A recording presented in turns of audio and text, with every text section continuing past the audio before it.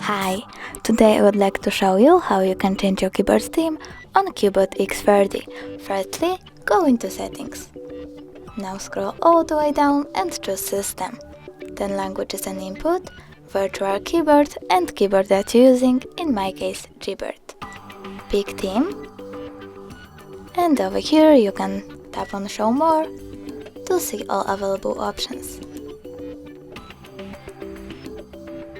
When you're done, you can pick a color and apply it. I'll download one of the images and apply it as well. As you can see, theme of my keyboard was successfully changed.